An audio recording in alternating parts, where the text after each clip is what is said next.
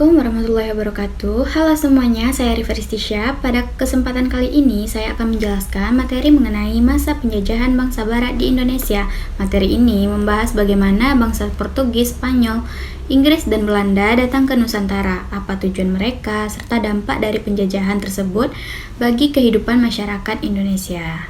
Nah, sejarah Indonesia tidak bisa kita lepaskan dari kedatangan bangsa-bangsa Eropa pada abad ke-15 dan 16, yang dimana awalnya mereka hanya datang untuk berdagang, terutama karena Indonesia ini sangat dikenal sebagai penghasil rempah-rempah yang sangat berharga di pasar Eropa.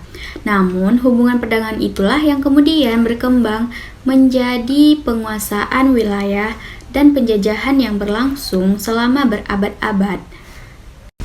Adapun latar belakang kedatangan bangsa barat ini yaitu jatuhnya kota Konstantinopel ke tangan Turki Utsmani pada tahun 1453 yang membuat bangsa Eropa ini kehilangan jalur dagang lama menuju Asia. Mereka mencari jalur baru pada akhirnya melalui penjelajahan samudra, dan selain itu juga ada perkembangan teknologi pelayaran yang membuat teori bumi bulat membuat pelayaran jauh semakin mungkin dilakukan. Nah, tujuan utama kedatangan bangsa barat ini sebenarnya itu ada 3, yaitu yang pertama sering kita sebut dengan 3G, yaitu gold, itu mencari kekayaan terutama rempah-rempah seperti lada, cengkeh, dan pala. Lalu ada glory, di mana itu mencari kejayaan dan memperluas wilayah kekuasaan bangsa barat. Lalu ada gospel, di mana itu menyebarkan agama Kristen ke wilayah-wilayah timur. Bangsa Portugis adalah bangsa Eropa yang pertama yang tiba di Nusantara pada tahun 1511. Mereka menguasai Malaka, kemudian melanjutkan perjalanannya ke Maluku.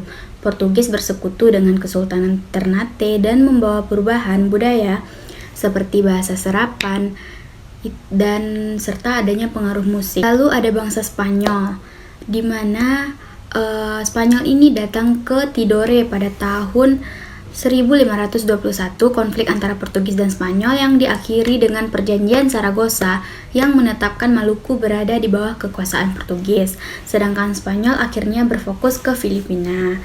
Lalu ada bangsa Inggris, di mana pada tahun 1600 Inggris mendirikan organisasi dagang bernama EEC. Mereka pernah menguasai Bengkulu dan sempat memimpin Indonesia pada masa 1811 sampai 1816 di bawah Thomas Stamford Raffles. Raffles menerapkan sistem sewa, yaitu tanah landrent, dan menghapus kerja rodi.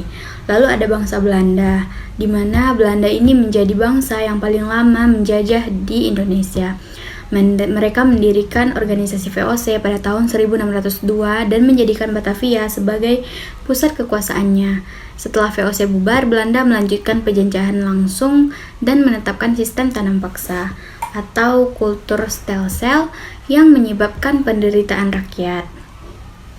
Lalu dampak dari penjajahan bangsa barat ini terhadap Indonesia itu membawa dampak yang sangat besar, di mana pada ekonomi, eksploitasi rempah-rempah dan tenaga kerja, dan pada bagian sosial itu munculnya ketidakadilan dan stratifikasi masyarakat.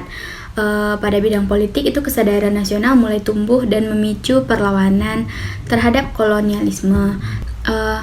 Untuk kesimpulan, di mana secara keseluruhan kedatangan bangsa barat ini awalnya berorientasi pada perdagangan, tetapi berkembang menjadi penguasaan politik.